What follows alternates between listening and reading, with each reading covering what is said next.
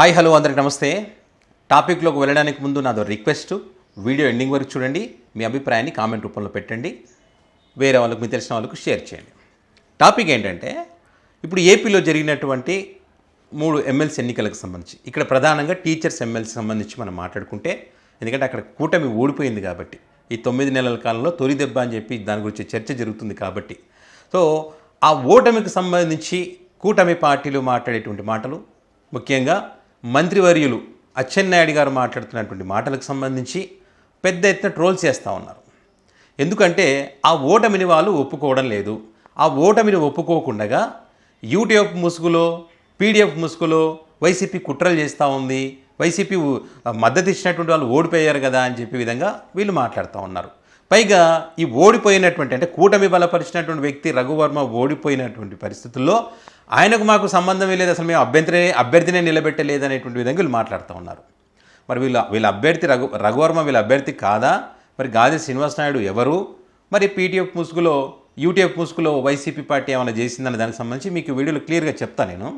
ఒక్కసారి ఈ ఓడిపోయినటువంటి రఘువర్మకు సంబంధించి వీళ్ళు మాట్లాడినటువంటి మాటలు, చంద్రబాబు నాయుడు గారు టెలికాన్ఫరెన్స్లో ఏం చెప్పాడు వాళ్ళ నేతలకు, ఉత్తరాంధ్రకు చెందినటువంటి నాయకులు ఏం మాట్లాడారనేటువంటిది మీకు వీడియోల రూపంలో వాళ్ళు మాట్లాడినటువంటి వాటిలో మీకు వినిపించే ప్రయత్నం చేస్తాను. ఎందుకంటే నిజాలు జనాలకు తెలియాలి కాబట్టి, మనం ఉట్టి మాటలు చెప్తే నమ్మే పరిస్థితులు ఎవరు లేరు కాబట్టి. ముందుగా అచ్చెన్నాయుడు గారు ఏం మాట్లాడారు, ఆ తర్వాత వాళ్ళ అబ్బాయి ఎంపీ మాట్లాడారు అనేది మీకు వినిపిస్తా, ఆ తర్వాత ఉత్తరాంధ్ర నాయకులు మాట్లాడిన మాట కూడా మీకు వినిపిస్తా. ఒకసారి అచ్చెన్నాయుడు గారి మాటలు విందాం మనం ఫస్ట్. ఉత్తరాంధ్ర ఉపాధ్యాయ ఎమ్మెల్సీ ఎన్నిక మేము ఓపెన్ గా రఘువర్మ గారికి, శ్రీనివాసుల నాయుడు గారికి, వీళ్ళిద్దరు, ఎందుకంటే అక్కడ మేము క్యాండిడేట్కి పెట్టలేదు, మా తరపున అక్కడ క్యాండిడేట్ లేరు. ఉత్తరాంధ్ర టీచర్స్ ఎమ్మెల్సీ ఎన్నిక ఈ నెల 27న జరుగుతుంది. ఈ ఎన్నికల్లో తెలుగుదేశం, జనసేన బలపరిచిన ఏపీటీఎఫ్ అభ్యర్థి శ్రీ పాకలపాటి రఘువర్మ గారు నిరాడంబరులు, నిజాయితీ పరులు మరియు ఉపాధ్యాయులు సంక్షేమమే ధ్యేయంగా నిరంతరం సేవలు అందిస్తున్నటువంటి వ్యక్తి. అటువంటి వ్యక్తి మళ్ళీ ఎమ్మెల్సీగా పోటీ చేస్తున్నారు. ఉత్తమ వ్యక్తిని చట్టసభకు పంపిస్తే మన ఓటుకి కూడా సార్థకత ఉంటుంది. ప్రభుత్వం బలపరిచిన రఘువర్మ గారికి ఓటేసి గెలిపిస్తే ఆయన నేరుగా ప్రభుత్వ పెద్దలను కలిసి సమస్యలు పరిష్కరించడానికి ఆయన కూడా కృషి చేయగలరు. బాబాయ్ అచ్చెన్నాయుడు ఏమంటున్నారు, మేము అసలు అభ్యర్థినే నిలబెట్టలేదు, మాకు సంబంధమే లేదు, ఓడిపోయిన వాడు మా వాడు కాదు, గెలిచిన వాడే మా వాడు అని చెప్పి అచ్చెన్నాయుడు గారు సెలవిచ్చారు మంత్రివర్యులు. వాళ్ళ అబ్బాయి ఏం చెప్పారు, ఆ కూటమి నిలబెట్టినటువంటి, ప్రభుత్వం నిలబెట్టినటువంటి వ్యక్తి, బలపరిచినటువంటి వ్యక్తి ఎవరైతే రఘువర్మ ఉన్నారో ఆయనకు మీ ఓటు వేసి గెలిపించండి, గెలిపిస్తే మీ కష్టాలు, మీ సమస్యలు ప్రభుత్వ పెద్దల దృష్టికి తీసుకుపోయి పరిష్కారం చేస్తారని చెప్పి ఆయన ఓటు వేయమని కోరుకున్నటువంటి పరిస్థితి. మరి ఈయననే కాదు, ఉత్తరాంధ్రలో అనేక మంది ప్రెస్ మీట్లు పెట్టి ఈయన గెలుపు కోసం ప్రయత్నం చేసినటువంటి వాళ్ళు ఉన్నారు. పెందుర్తి ఎమ్మెల్యే పంచకర్ల, అదేవిధంగా గంటా శ్రీనివాసరావు గారు కానీ, ఆ తర్వాత అంతకుముందు గెలిచినటువంటి ఎమ్మెల్సీ చిరంజీవి కానీ, జగన్ గారి హయాంలో గెలిచారు కదా వీళ్ళ సపోర్ట్తో వాళ్ళు కానీ, పార్టీకి చెందినటువంటి సీనియర్ నాయకులు కానీ అనేక మంది ప్రెస్ మీట్లు పెట్టి విస్తృతంగా ప్రచారం చేస్తున్నాం, ఉధృతంగా ప్రచారం చేస్తున్నాం, టీచర్లను విన్నవించుకుంటున్నాం, సానుకూలత వ్యక్తం చేశారు, గెలిచే అవకాశం మాకే ఉంది, గెలుస్తున్నాం కాబట్టే వైసీపీ పోటీలో లేదు అని చెప్పి వాళ్ళు మాట్లాడినటువంటి మాటలు, వాళ్ళ పత్రికల్లో ఫ్రంట్ పేజీలో వచ్చినటువంటి పేపర్ కటింగ్సు, మరి అదేవిధంగా వాళ్ళకి సంబంధించినటువంటి వీడియో క్లిప్పింగ్సు, సోషల్ మీడియా వేదికగా వాళ్ళు పెట్టినటువంటి పోస్టులు, వాళ్ళు బలపరుస్తూ వాళ్ళు మాట్లాడినటువంటి వీడియో క్లిప్పింగ్సు, ఇన్ని ఆధారాలు పెట్టుకొని కూడా మాకు ఆ వ్యక్తి సంబంధం లేదు అని చెప్పి ఓడిపోయిన తర్వాత మాట్లాడుతున్నారంటే ఇంకా వీళ్ళని ఏమంటాం మనం చెప్పండి? ఇంతకన్నా దుర్మార్గం ఏమైనా ఉంటుందా? ఇంతకన్నా మోసం ఏమైనా ఉంటుందా? మరి వీళ్ళని నమ్ముకొని పోటీ చేసినటువంటి ఆ సిట్టింగ్ ఎమ్మెల్సీ ఆయన రఘువర్మ మరి ఎలాంటి పార్టీ నాయకుల మద్దతు తీసుకున్నాం అనేటువంటిది ఆయన ఒకసారి గ్రహించాలి. అదేవిధంగా ప్రజలు కూడా గ్రహించాలి, ఎన్నికలకు ముందు ఏం చెప్తారు, ఎన్నికలు అయిన తర్వాత ఏం చెప్తారనే దానికి సంబంధించి ప్రజలు కూడా గ్రహించాల్సినటువంటి అవసరం ఉంది.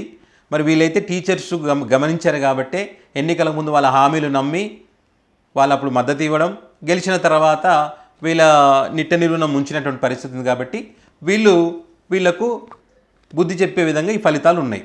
అదేవిధంగా పల్లా శ్రీనివాసరావు గారు కూడా ఏం చెప్పారనేటువంటిది కూడా మీకు వినిపిస్తా, వినండి. ఎందుకు కూటమి రఘువర్మ వారికి మద్దతు ఇచ్చింది, ఎందుకు రేపు జరిగే ఎన్నికల్లో కూటమి బలపరిచిన అభ్యర్థులు గెలవాల్సిన అవసరం ఉంది. ఎన్డీఏ అభ్యర్థిగా పాకలపాటి రఘువర్మ గారు పోటీ చేస్తా ఉన్నారు. తెలుగుదేశం జనసేన బలపరిచిన అభ్యర్థి గతంలో ఎమ్మెల్సీగా పోటీ చేసి ప్రజలకు సేవ చేసిన వ్యక్తి. అధికార పార్టీ బలపరిచిన అభ్యర్థిగా అమూల్యమైన సేవలు అందించడానికి ఆయనతో పాటు మేము కూడా రెడీగా ఉన్నాం.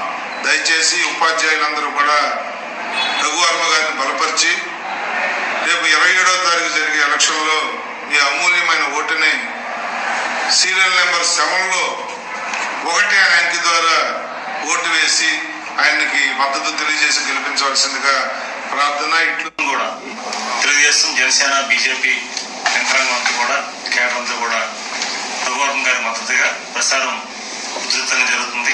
ఉత్తరాంధ్రలో ఉన్నటువంటి నాయకులు కూటమి పార్టీకి చెందినటువంటి నాయకులందరూ కూడా రఘువర్మకు సంబంధించి గెలవాలని చెప్పి మద్దతు ఇవ్వాలని చెప్పి కోరుకుంటూ వాళ్ళు మాట్లాడినటువంటి మాటలు. ఇంకొకటి టెలికాన్ఫరెన్స్లకు సంబంధించి టెలికాన్ఫరెన్స్లో ఎక్కడ కూడా చంద్రబాబు నాయుడు గారు చెప్పలేదు అని చెప్పి అచ్చెన్నాయుడు గారు చెప్తా ఉన్నారు కదా.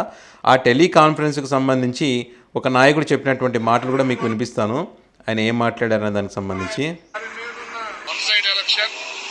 గౌరవ ముఖ్యమంత్రి చంద్రబాబు నాయుడు గారు ఉదయం 6 గంటలకు కూడా టెలికాన్ఫరెన్స్ తీసుకున్నారు, రాత్రి 10 గంటలకు తీసుకున్నారు. మరి ఎంత చిత్తశుద్ధితో మేము టీచర్స్ పట్ల ఈ ఎలక్షన్ పట్ల ఉన్నాము అనేది దానికి ఉదాహరణ. స్థానికంగా చూస్తే ఇంతమంది కార్పొరేటర్లు కానీ ఎమ్మెల్యే కానీ మా ఎలక్షన్ కూడా ఎప్పుడు కూడా ఇంతమంది ఒక చోట ఒక మంచిని ప్రోత్సహించాలి. ఒక ఆశయంతో ప్రభుత్వం ఉంది కాబట్టి మేమందరం కూడా చిత్తశుద్ధితో రఘువర్మ గారు కృషి చేస్తా ఉన్నాం. సౌండ్ కొంచెం క్లారిటీ లేదు, డిస్టర్బెన్స్ ఉంది. అదే రఘువర్మ గారికి మద్దతు ఇస్తున్నామని చెప్పి ఈ లీడర్ కూడా మాట్లాడడం జరిగింది. టెలికాన్ఫరెన్స్లో ఉదయం సాయంత్రం కూడా రఘువర్మ గారిని గెలిపించడానికి మీరు కష్టపడాలని చెప్పి చంద్రబాబు నాయుడు గారు చెప్పారు చిత్తశుద్ధితో. విద్యాశాఖ మంత్రి నారా లోకేష్ గారు కూడా చెప్పారని చెప్పి ఈ కూటమికి చెందినటువంటి పార్టీ నాయకులు అనేక చోట్ల మాట్లాడినటువంటి మాటలు. మరి ఇన్ని ఆధారాలు ఉన్నాయి, ఇన్ని పెట్టుకొని కూడా ఆ ఓడిపోయిన వ్యక్తి మాకు సంబంధం లేదని ఎట్లా మాట్లాడతారు వీళ్ళు? పైగా వీళ్ళు ఏమంటారు, వైఎస్ఆర్ కాంగ్రెస్ పార్టీ యూటీఎఫ్ ముసుగులో పీడీఎఫ్ ముసుగులో కుట్రలు చేస్తుంది, వాళ్ళు బలపరిచినటువంటి అభ్యర్థి ఓడిపోయిన సంగతి మర్చిపోయారంటే వాళ్ళు పోటీ చేయలేదని చెప్పారు. మేము పోటీ చేయట్లేదని చెప్పి వైసీపీ పార్టీ ముందుగానే చెప్పేసింది. మీరు ఆ మాట అంటేనే కదా పోటీ చేయడానికి భయపడతా ఉన్నారు కాబట్టి వాళ్ళ ఓటమిని ఒప్పుకున్నారు. మా అభ్యర్థి ఎవరైతే రఘువర్మ ఉన్నారో గెలిచినట్టే, గెలిచాడు అని చెప్పి మీరు ముందే చెప్పుకున్నారు. గెలిస్తే ఒకలాగా, గెలవకపోతే ఇంకొకలాగా. ఇప్పుడు 2 రకాలుగా ఎటున్నా కూడా జగన్ మీద నెట్టేసే ప్రయత్నం. ఇప్పుడు ఓడిపోయారు కాబట్టి ఏమంటారు వీళ్ళు, యూటీఎఫ్ ముసుగులో పీడీఎఫ్ ముసుగులో జగన్ కుట్ర చేశారు అని అంటారు. పైగా మళ్ళీ ఏమంటారు, ఆ గెలిచినటువంటి అభ్యర్థి మావాడే, ఓడిపోయిన అభ్యర్థి మావాడు కాదు అంటారు. ఒకవేళ మీ అభ్యర్థి కనుక మీరు బలపరిచినటువంటి అభ్యర్థి రఘువర్మనే గెలిచి ఉంటే కనుక ఇది మా ఘన విజయం, ఇది ముందే తెలుసు మాకు, అందుకే తెలుసు కాబట్టి, ఈ విజయం తెలుసు కాబట్టి జగన్ ఈ పోటీలో దిగలేదు అని చెప్పి అట్లా కూడా మీరే చెప్తారు.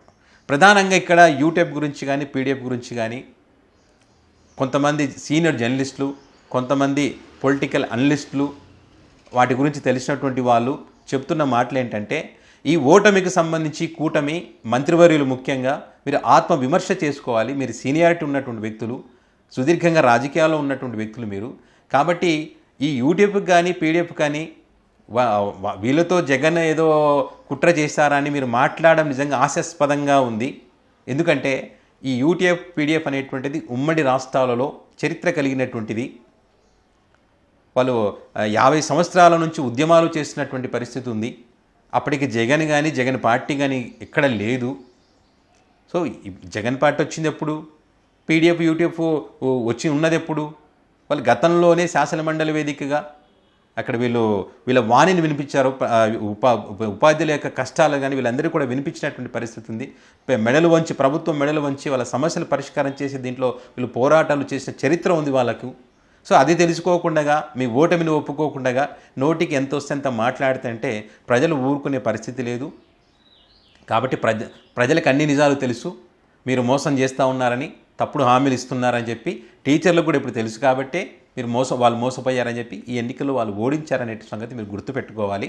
మీరు మాట్లాడినటువంటి మాటలే కూటమి బలపరిచిన అభ్యర్థిని గెలిపించాలని చెప్పి మీరు ఏదైతే చెప్పారో అవే మాటలను ఇప్పుడు మళ్ళీ మీరు లేదు మా అభ్యర్థి కాదని మీరు చెప్పినటువంటి మాటలను, మీ పార్టీ నాయకులు మాట్లాడినటువంటి మాటలు అన్నీ కలిపి సోషల్ మీడియా వేదికగా నేటిజన్లు దుమ్మెత్తిపోతున్నారు. దీన్ని ఏమంటారు అని చెప్పి ఇంత దారుణమైనటువంటి అబద్ధాలు చెప్పడం ఒక్క టీడీపీ పార్టీకే సాధ్యమవుతుందనే విధంగా వాళ్ళు పెడతా ఉన్నారు, ట్రోల్ చేస్తూ ఉన్నారు, మీరు నవ్వుల పాలవుతూ ఉన్నారు.